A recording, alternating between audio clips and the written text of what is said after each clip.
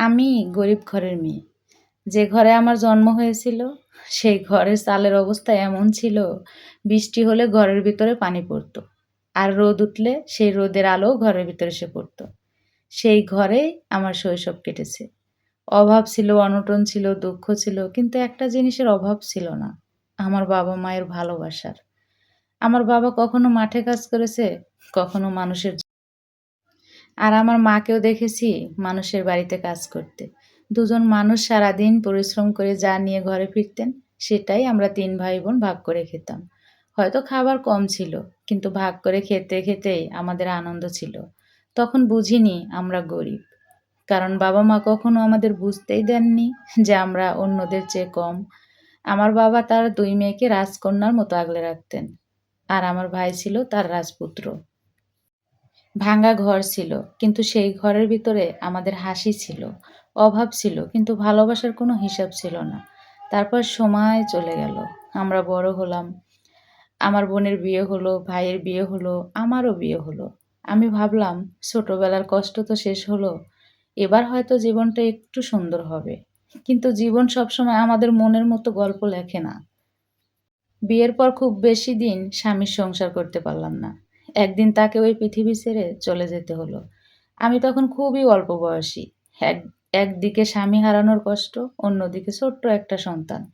সেদিন শুধু স্বামীকে হারাইনি। আমার সন্তানের মাথার উপর থেকে একজন বাবার ছায়া সরে গেল। আর আমার নিজের মাথার উপর থেকে একটা ভরসার জায়গা হারিয়ে গেল।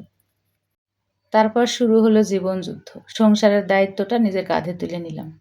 যে কাজ পেয়েছি করেছি। গার্মেন্টসে কাজ করেছি, কঠোর পরিশ্রম করেছি। নিজের কষ্টের দিকে তাকাইনি। কারণ আমাকে বাঁচতে হবে। শুধু নিজের জন্য না, আমার সন্তানটার জন্য।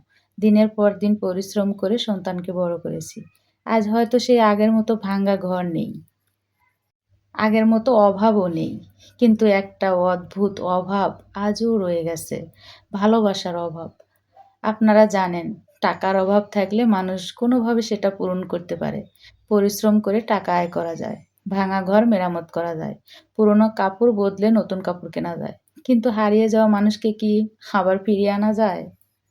আমি বাবাকে হারিয়েছি, আমার সন্তান তার বাবাকে হারিয়েছে।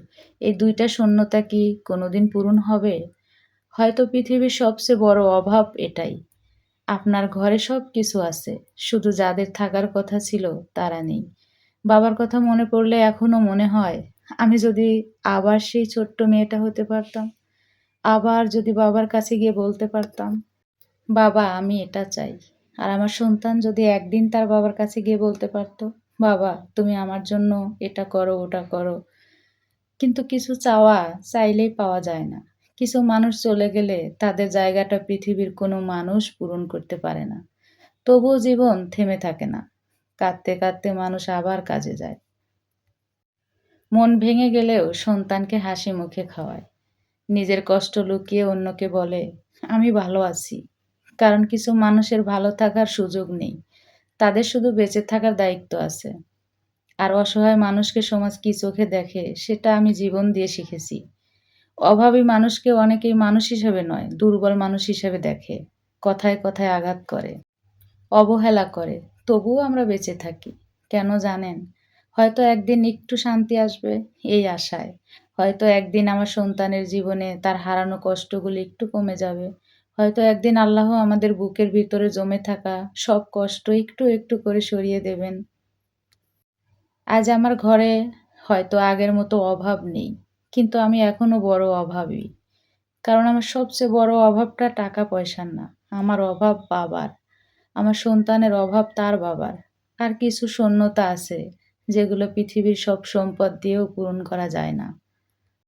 তাই যারা শুধু মানুষের ঘর দেখে তার সুখ-দুঃখ বিচার করেন, তারা হয়তো কখনো বুঝবেন না, একটা সুন্দর ঘরের ভিতরে কতটা কান্না লুকিয়ে থাকে। আর একটা ভাঙা ঘরের মানুষও কত ভালোবাসা নিয়ে বড় হতে পারে।